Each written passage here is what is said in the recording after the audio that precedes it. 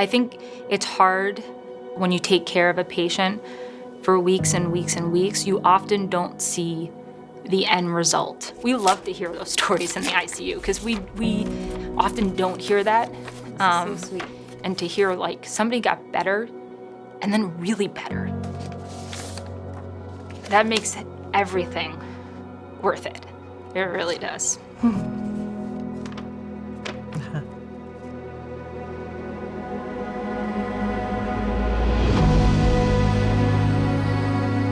You answer the call when it's your turn. It's almost like being in the military and finding yourself in wartime. You step up to the plate and do what you need to do. And it was amazing how everybody sprung into action because there was no other choice. If you have willpower, nothing can stop you.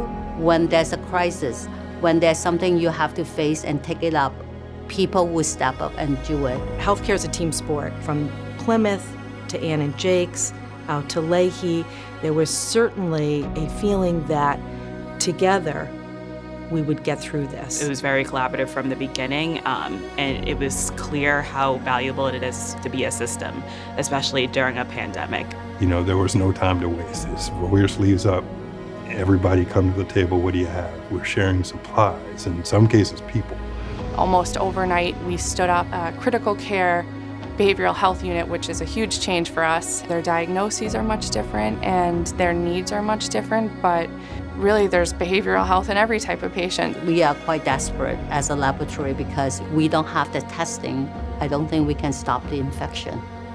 The turning point is March 17th. That's the day I will never forget. That's the day our first test go live. It's not just one person's effort, it's everybody. When we originally were seeing this pandemic hit us, there was a thought that this virus would be a great equalizer and that all would be impacted the same. And that did not bear out. The intersection of COVID and what's happening in the world in general, in terms of racial issues and inequities, it's been a wake-up call to all of us. You can't talk about healthcare and not acknowledge health disparities with different races, or you don't have a full picture of what's going on in our healthcare system in our country. You know, if any industry could have found an excuse to punt on DI work in the past year, it's healthcare. We're in a pandemic, you know, we can't deal with this right now. And to Dr. Tapp's credit, he didn't use that excuse. For me personally, as a Black man, seeing a white man who is our CEO saying that was huge. The thing that makes me proudest is, I think, how well we took care of patients and their families. Those family members were entrusting their family member that was in the hospital, entrusting their care, their life, and their health in our hands. I don't know if people realize how much we root for our patients. Like, we treat them, but we also are their cheerleaders. Dr. Brady, my hero, my angel, my lifeline to my family. You are some kind of woman. You and the teams at BIDMC and BID Milton saved my son's life and my life. It's because of you that I've been able to see all three of my kids learn how to ride a bike. The work you do matters. Please don't ever forget that. And I'm sure you are tired, overworked, frustrated, and even some days just want to say I'm done. Please don't. I so much wanted to get home to my wife and family. I would tell the caregivers that I only wanted to be able to walk my little dog Daisy. There is no doubt in my mind that you, Kathy, and your team saved my life. You said, I know this is very scary, but please know that I am going to take care of your dad as if he was my own. God sent you to be our dad's doctor. You will always stand out for being the light we needed to navigate through such dark times while my dad was battling this virus. Seeing you became the best part of my day. And when I improved enough to move out of the ICU, I cried again. Because I was grateful, and because I was one step closer to hugging my husband and kissing my kids. Dr. Morgan, I'm grateful that you are my doctor, and I'm thankful that you are my colleague. Jaime, I pray for you and all of the healthcare workers around the world who, at the risk of your own personal safety, have held the lives and hands of strangers like me in your loving care. In an unthinkable time in our history, you are a true hero.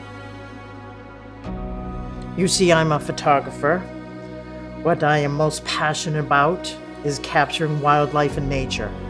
Today, I am back to walking in nature, taking photographs, and spending time with my family and my friends. Thanks to you, I have my life back. You and the other nurses quickly noticed the beauty of life that Sarah possesses. You brought Sarah Dunkin' Donuts coffee and coloring books, 2 items that Sarah cannot be without. Because of you, Sarah knew someone was there who cared for her. Your amazing empathy was reassuring to her. You put aside your fears, your safety, and your day-to-day normalcy without hesitation to put Sarah first. Thank you for helping my Sarah come back to me. Thank you, Jessica. You just try to do the best you can with the circumstances and the resources that you're given, and to know that you made that big of an impact on someone's life, to know that you've saved someone's life is overwhelming, but it's amazing at the same time.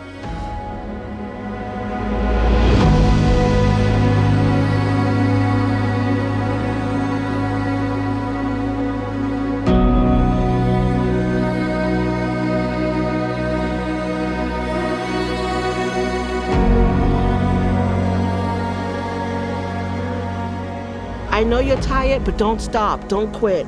You're a miracle. You've been that to my family, and there's so many more families out there just waiting for you. You have it in you. We believe in you. That's your gift. It's like you got wings, you know? Keep flying.